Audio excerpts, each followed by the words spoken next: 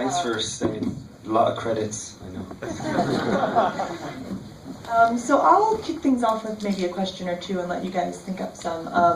But I think one of the things that made me fall in love with this film is the animation style is so textured. It kind of reminds me of a Miyazaki film in that way, where there's just, I can feel textures to it as opposed to, maybe like a 3D animated film. So maybe you can talk a little bit about the animation process and how you got that style. Yeah, the style is kind of an evolution from the style that we developed in the studio for The Secret of Kells, which was all hand-drawn on paper. And this, we still painted the backgrounds with watercolours, but we moved to animating with TV paint, which we're still drawing every frame by frame. And we were able to have some of that kind of watercolour effect. One of our partners in digital graphics had worked on Ernest and Celestine, a beautiful film last year, and they found a way to keep that watercolour effect with the digital animation. So we were able to use that for some of the sequences as well. And then maybe you can also talk about kind of developing the story and kind of taking what maybe, the mythical Selkie story from, Ireland and developing it into this kind of, more like children's adventure tale. Yeah, I mean, like some of the Selkie stories that we looked at when we were first... Do I sound funny? No, it sounds okay. It sounds weird to me whenever you hear your own voice. It's like, when you first hear yourself in a tape recorder or MP3 player or whatever. And it's like, I don't sound like that, do I? Anyway, sorry. So I sound like this, fair enough. Yes, Selkie stories are very tragic, and sometimes the story about the kids is almost more like a coda at the end of the story, and you have a little story where the kids go down to the beach and they think maybe the seal that they see might be their mother or something, so very sad. And I sort of wanted to take that and extrapolate that out. Rather than the usual Selkie story, which is between the husband and wife, and it's kind of a tragic love story. So that's what I was playing with, the idea that what would it be if the last Selkie was a little girl in relatively modern Ireland. I set it in sort of the late 80s, around 1987, when I was 10, and we started trying to think about all the fairy tales we could wrap in, but only we kind of kept on having to edit down the fairy tales that we wanted to use, because there was just too many. And like the first draft we did, we called it The Fat Baby, because it was just like 120 pages and we had to sort of edit it down. And what we just tried to do was pare down to the very human story, which we thought was quite universal, the story of this family coming to terms with loss, and then just look for fairy tales that would sort of emphasise. And so like we ended up with Maka being more an exaggeration of Granny, and a mirror of Granny, sort of in that Wizard of Oz kind of way, whenever all the people in Dorothy's real world are mirrored in Oz, and so on. So that's the way we kind of plucked and went on a shopping trip through Irish folklore yeah. Yeah, right here. There are so many sequences that are like mostly visual, and you just mentioned talking about your first script being that many pages. How do you write that, and how early did you get into storyboards on this? Yeah, I actually started off trying to storyboard it like Miyazaki style, and it was just sprawling and I was all over the place. So I ended up roping in Will Collins, who was recommended to me by the Irish Film Board, a very talented writer. And I remember he sent me his first email, because there was lots of different people who applied, because the Irish Film Board recommended lots of different people.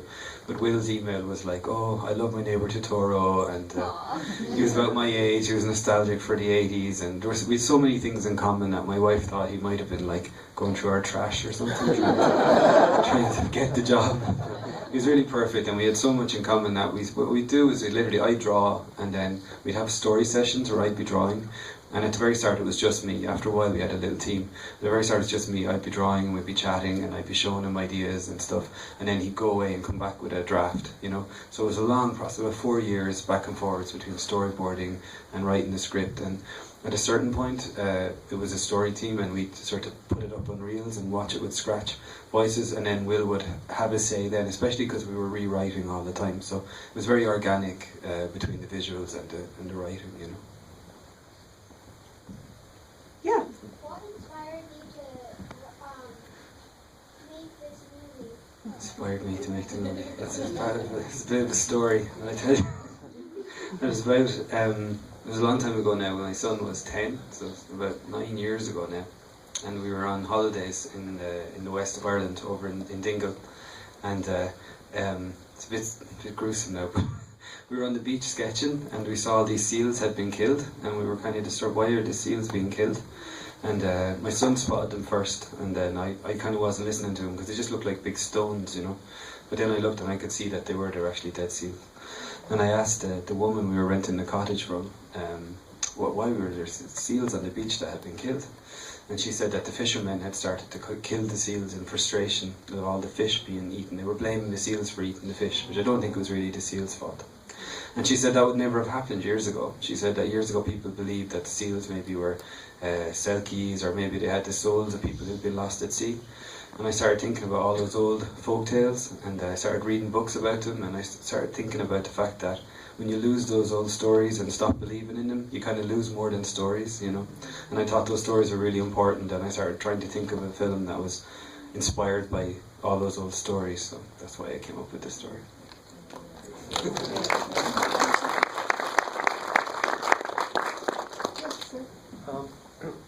How did you cast the voices, and when you were actually writing the story, did you have voice character actors in mind at the time you were doing that? Yeah, we were really, really lucky because we had, for most of the voices, myself and Will and Nora, who was working on the boards with me, had a very clear idea who everybody would be, and even when we were designing the characters we were thinking of it, and we were really lucky. Nearly everybody we asked, in fact everybody we asked said yes, so that was really great. So we'd Brendan Gleeson in mind right from the start for Connor. The Giant originally spoke a bit more, so it was going to be Brendan Gleeson was going to play two parts. Fionnuala Flanagan signed on really early, so we were really lucky that way, and I think it came from the Oscar nomination for Secret of Kells. Actors and stuff kind of took us a bit more seriously when we approached them. They thought we had some pedigree, so that was great. But the most challenging voices to cast was Brona, because we didn't know whether we needed a singer who could act or an actor who could sing, so it took us a while to find someone. But I was actually a fan of Lisa Hannigan's music, but it's kind of more poppy. And it was Cullum from Keela, the traditional band that worked with us on Secret of Kells on this, who suggested her. I was thinking that she was more of a pop singer, or a bit poppier, but he let me hear some music that she'd recorded with the Dubliners, which was real old Shannon singing, and then I knew she was the right person, but we weren't sure if she could act. But then she came into audition and she was, as you saw, really, and she never acts, but she was really very authentic, so she was great. And then Ben was really hard because we had a 10 or 11-year-old boy who had to carry most of the movie, especially since Saoirse doesn't speak at all.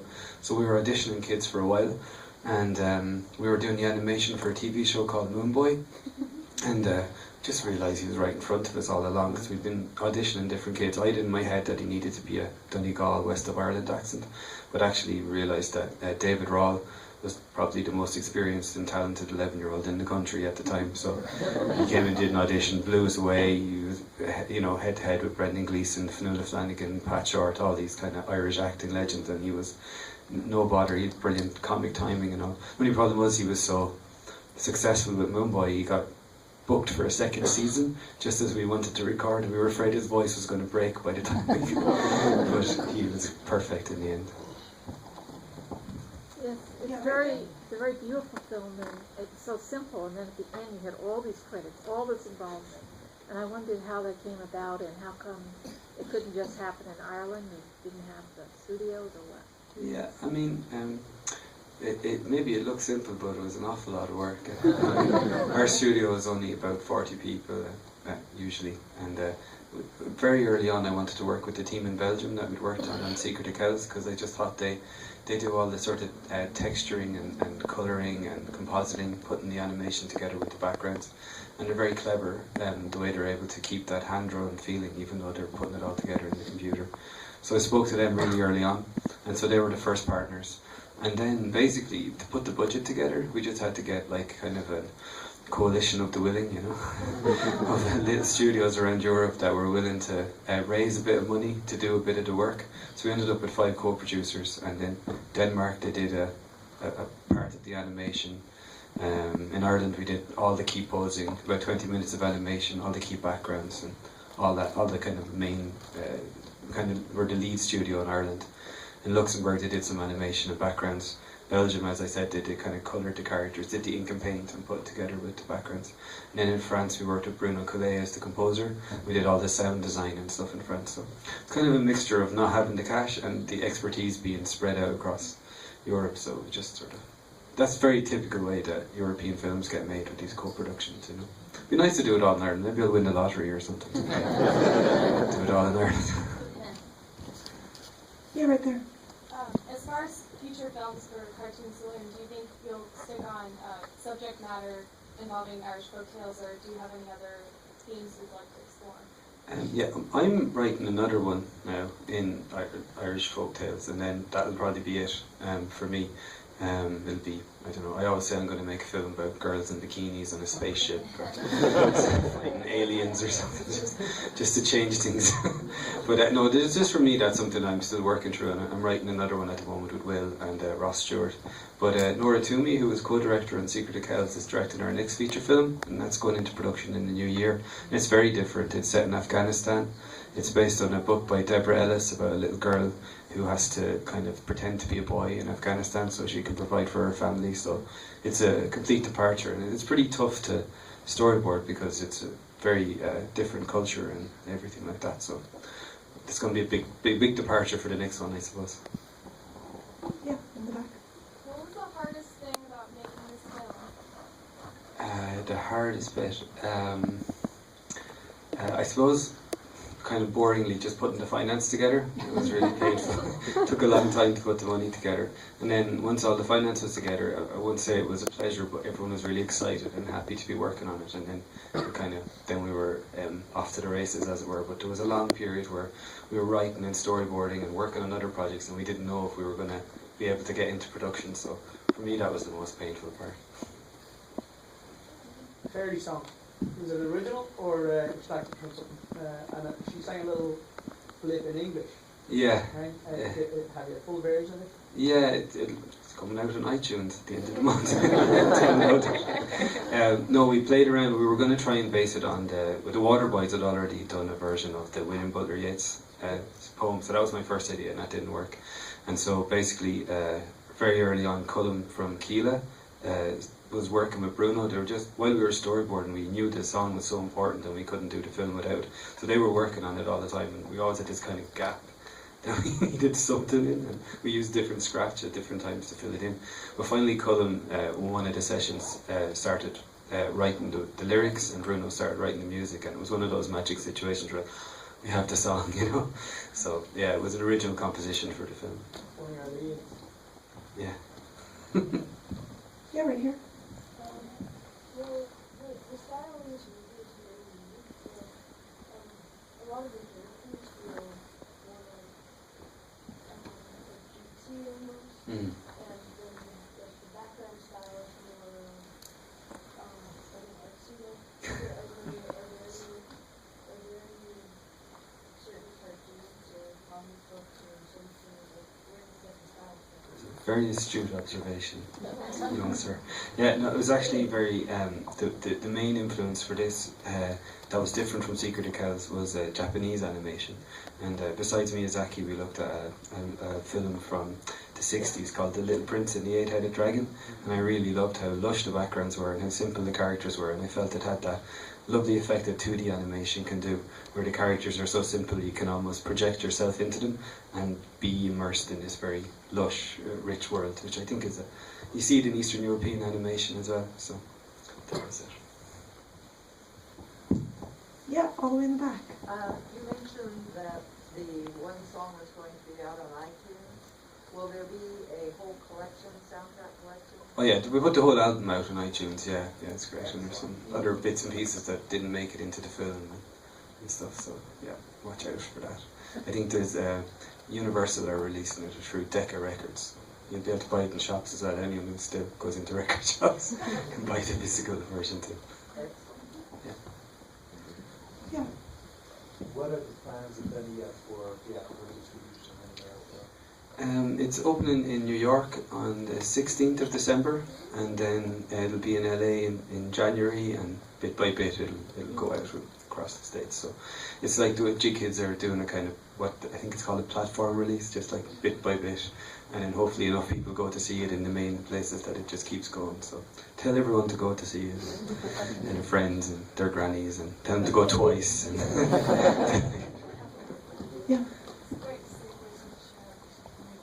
it's not British, it's Irish.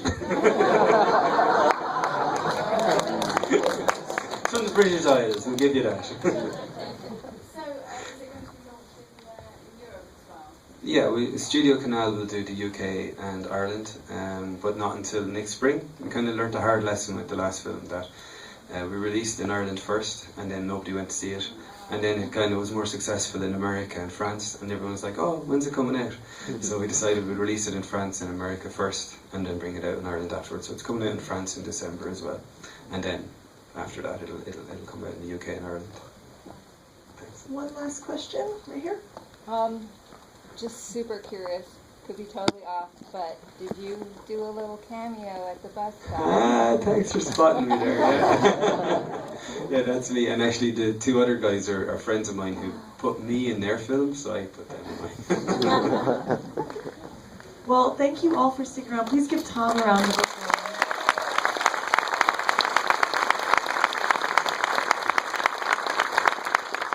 And you all got ballots for the Audience Award. This film's eligible in our World Cinema section, so you just rip your ballots by the score you'd like to give the film. Just rip it. 5. You want to give it 5? Maybe a 5. And then you're going to leave the ballots with our volunteers on the way.